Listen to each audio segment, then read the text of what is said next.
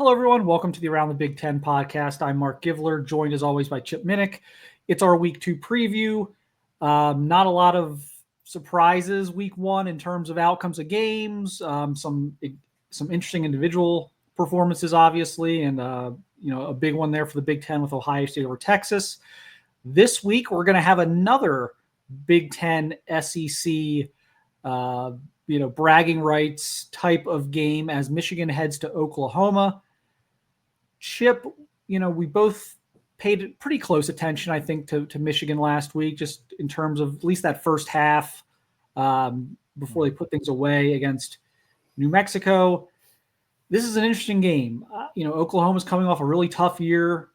Brent Venables is, I think, on the hot seat there. He's kind of running out of time. He needs to start putting some pretty nice winning seasons together.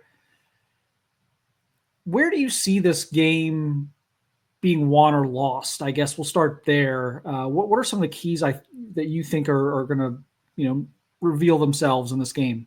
All right. So the first key to me, and I realize how cliche this is okay, who controls the line of scrimmage? And the reason I'm going there first and foremost, and maybe you can confirm, or maybe I'm just reading too much on social media, I've been seeing different things about Oklahoma's offensive line starting freshmen or getting players back. So it's like, I don't know what to believe. My point being, as an Ohio State fan and just a Big Ten fan in general, is that I give credit first and foremost to Michigan's defensive line, even losing 2 first-rounders on their defensive line. That Michigan defense still looks as tough and formidable as ever.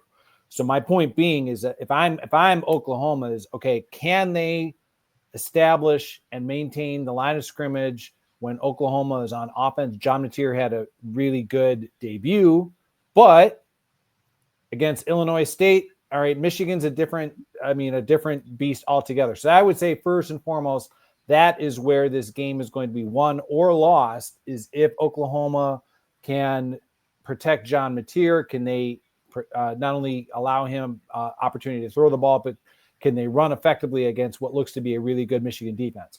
Secondly, you and I are both, I don't want to say that we're on the bandwagon as much as we've been saying Bryce Underwood is a talent that you have to be very impressed by what the maturation process is. You just mentioned Brent Venables.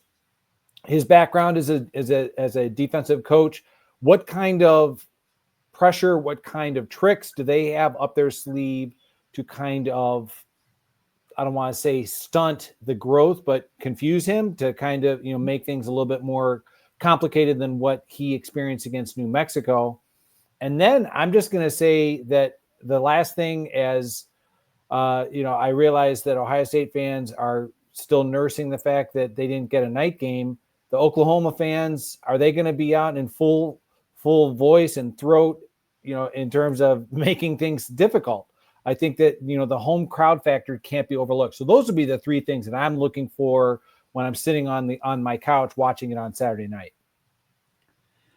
Yeah, I think the Bryce Underwood matchup with Brent Venables is going to be the key here. Venables is kind of known as a guy who likes to bring a lot of pressure and likes to bring it from a lot of different places. How quickly will Bryce Underwood be able to adjust to that? Will he be able to see things the right way? We saw Ohio State confuse Arch Manning last week with a lot of simulated pressures and different looks. Will Oklahoma be able to have similar success against Bryce Underwood? I think Underwood, though, in one sense, he's young, so there is some concern there if you're Michigan on how he'll respond to that. On the other hand, he has the physical tools that can escape a lot of that. His ability to run, his ability to escape and get himself out of trouble with his legs can possibly tilt that in Michigan's favor. If Venables calls up the right blitz, it blows kind of the play up, but Underwood's able to escape and burn them. That is obviously going to be a problem for Oklahoma that they've got to consider. They've got to do this. They've got to confine him kind of to the pocket with some of their blitz packages and schemes so that he's not out there running for 100 yards on Saturday. So that's going to be the interesting chess match for me. Michigan's defense, despite what they've lost up front, still looks pretty formidable to me. I think it's going to be a pretty low scoring game. I think it will play out in a way that, maybe the first team to 20 is going to win this thing. But we'll see. Chip, Michigan started about 6.5 point underdogs. That line is down to 4.5. Michigan or Oklahoma, who do you got? Something, I'm going to go with Michigan, even though, I was leaning towards Oklahoma. I just think until I get a little bit more of a visual idea as to, that offensive line for Oklahoma either being settled or unsettled, I just think that the Michigan defense, and I was really impressed by Bryce Underwood. I know that you had the opportunity to see him play in high school. I'm going to go with Michigan. I think it's going to be a close game, but I just think the Michigan defense is going to be enough to make things difficult for that Oklahoma offense. Yeah, that line is certainly moving in Michigan's favor. Now, the line was moving in Texas's favor 2 weeks ago. That was a game where Texas started, 3.5 point underdogs and ended up on many sports books as a 1 point favorite by kickoff. That obviously didn't work for Texas, but I'm also going to go with Michigan here in a I think it's going to be low scoring and ugly. I think Bryce Underwood's legs will be a factor in this game. I think Michigan's defensive front seven will win, much like we've seen in again with Ohio State's front seven giving Texas some problems. I think we're going to see a very similar kind of ugly game to what we saw last week, and a good defensive performance. I don't trust Oklahoma at this point, and I know Michigan had a 5-loss season last year, so I get that to an extent. But I've seen Michigan kind of rise to the occasion in some of these games. I just haven't seen Oklahoma do that under Venables really, to a large extent. I think Michigan's probably the home field. I don't think affects Michigan as much. I think, look, if they get behind early, like if Oklahoma gets behind early and the offense is kind of stagnant, like this is a fan base that's really kind of uneasy right now with their coaching situation. I think like this could turn into a thing where, the home crowd can almost turn against you a little bit if you don't come out and firing on all cylinders. So that will be an interesting thing to watch throughout the game. Do they get off to a good enough start to keep the crowd in it and keep them on their side? Or do they let Michigan come in and take some of the energy, and now we're shouting fire Venables at halftime? And, so it's going to be interesting to me how the crowd responds and how Oklahoma responds early. But yeah, I'm going to go Michigan in a close one, like Michigan by a field goal. I don't know. I like Underwood's legs here. I like Michigan's defense here. And so that's where I'm leaning, and that's where I'm going to go right now. So that'll be probably the headliner of the weekend for the Big Ten. But there's some other good games. Iowa State's always a very interesting game. That's happening on Saturday afternoon. Iowa at Iowa State. Iowa's a 3.5 point underdog last I checked at Iowa State. Chip, how do you see this game, Keys, playing out? Just your thoughts on this matchup.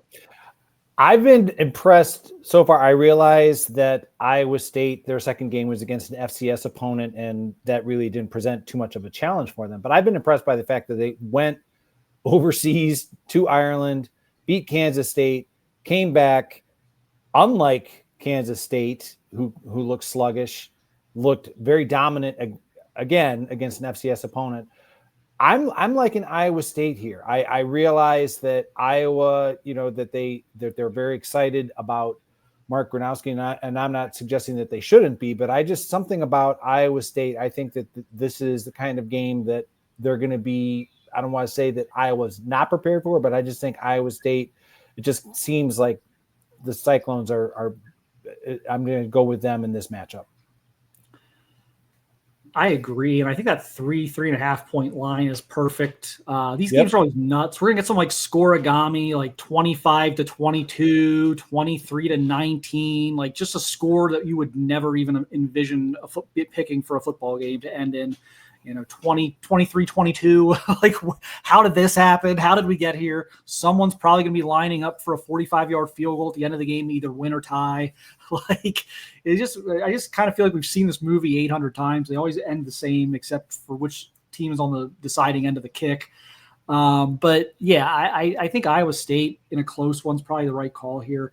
I'm just a little more comfortable with Iowa State right now. Rocco Beck, very good veteran quarterback. Got a couple of really good running backs. Defense is playing pretty well.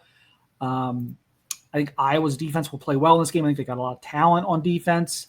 I just don't think we've seen the pieces on Iowa's offense yet in a situation like they're going to be in on Saturday. We just don't know enough about their offense for me to pick them.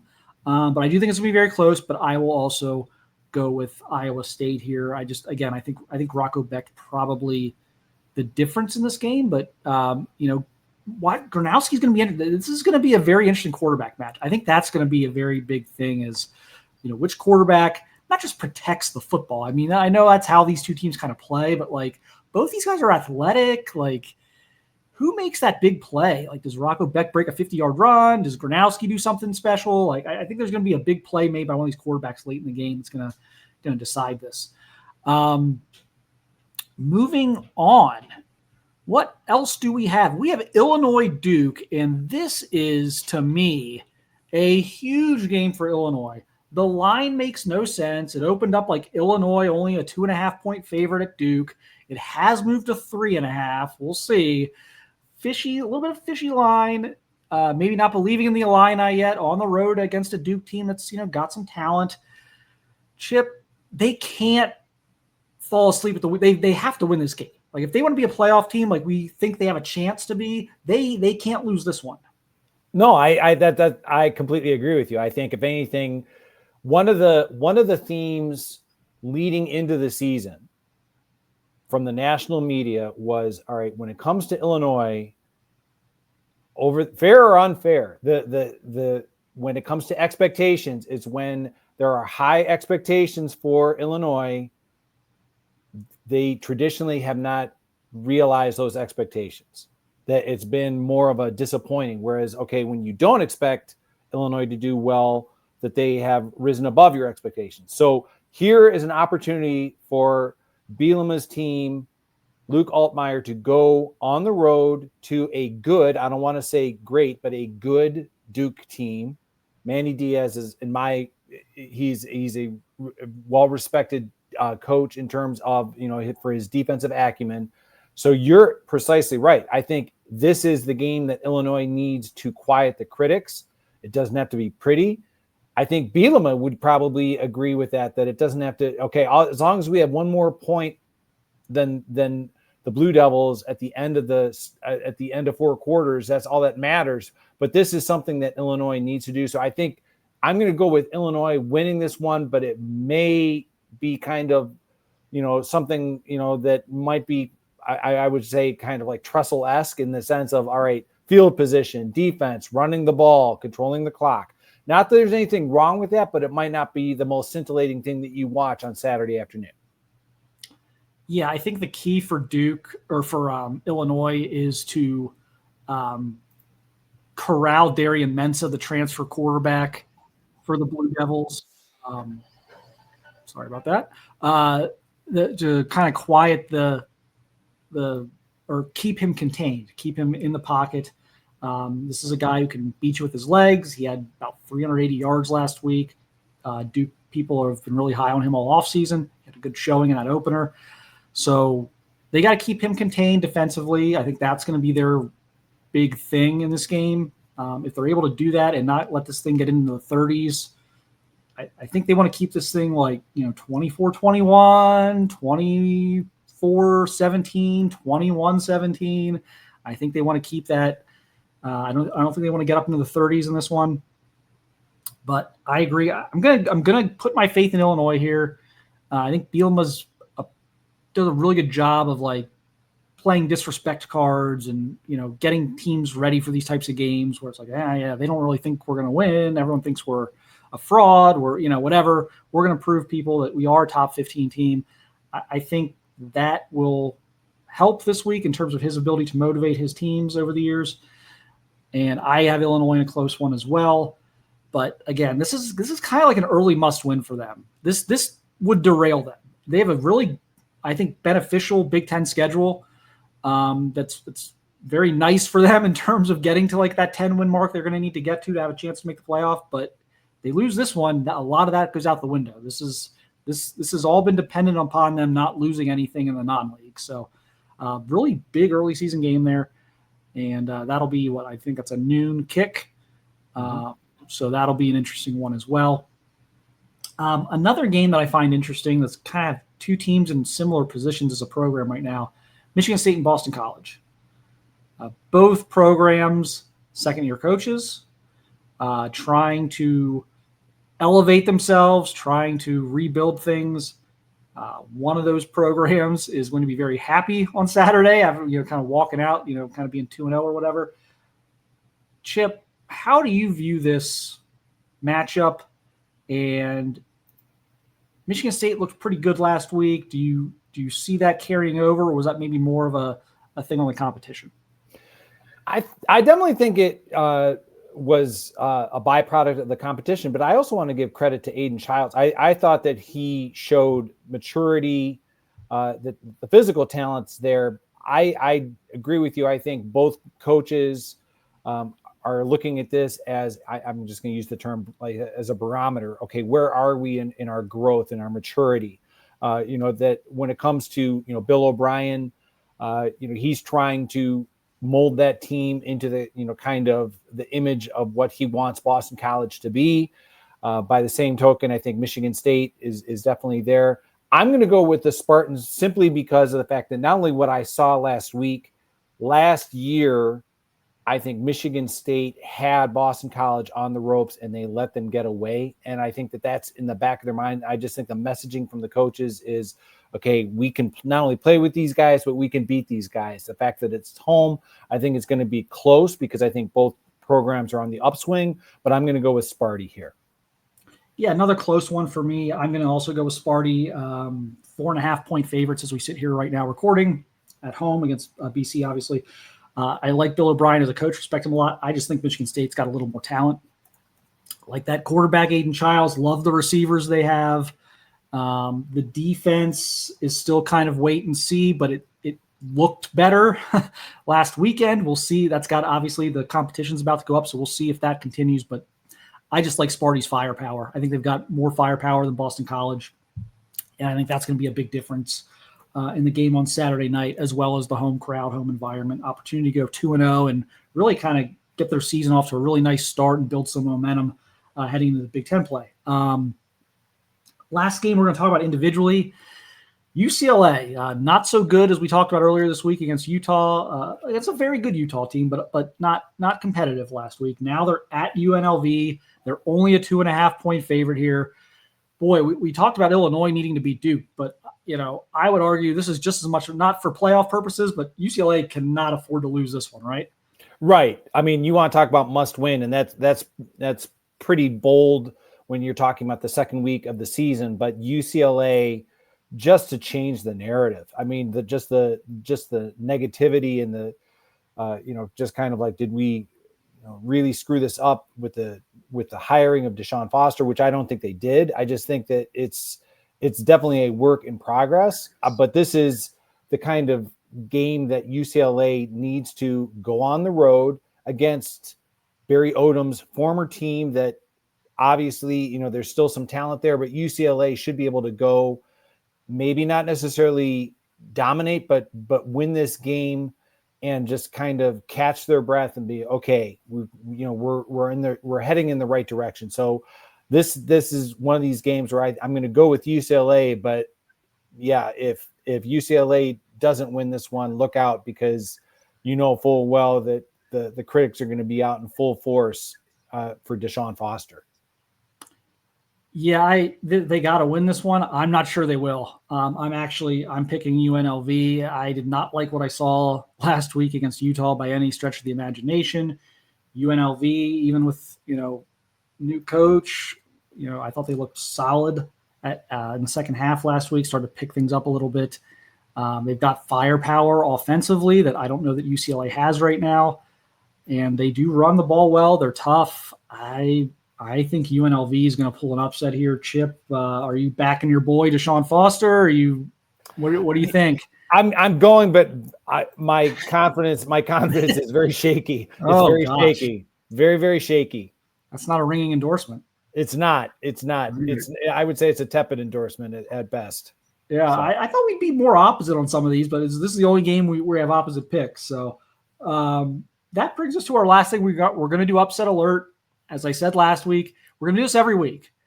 It doesn't mean we're necessarily picking it. We're just saying if there is one, this is maybe a spot to look at. Last week, we didn't feel there would be one. We had to pick one anyway. This week, I don't know if we feel like there's going to be one, but we're going to have to pick one anyway. So none of the 5 we just talked about can be part of this because they were like 3-4 point lines. It's got to be a true upset, not just like a field goal game or like a field goal spread or something like that. Chip, who needs to be extra careful this week? This might be, maybe I don't know if I'm stealing this one from you, but just based on the fact that they did not look well in the first week, I'm going to go with Miami of Ohio at Rutgers because I know that we don't talk about this ahead of time.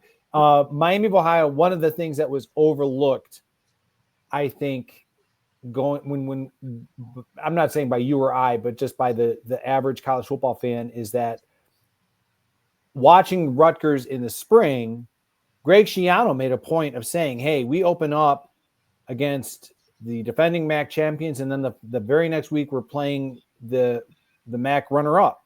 So Greg Schiano has an idea that, all right, this is not going to be an easy game. So maybe the close call last week that his team experienced, maybe the Scarlet Knights will be better. They'll look better and play better than they did against the OU Bobcats, but that's my pick.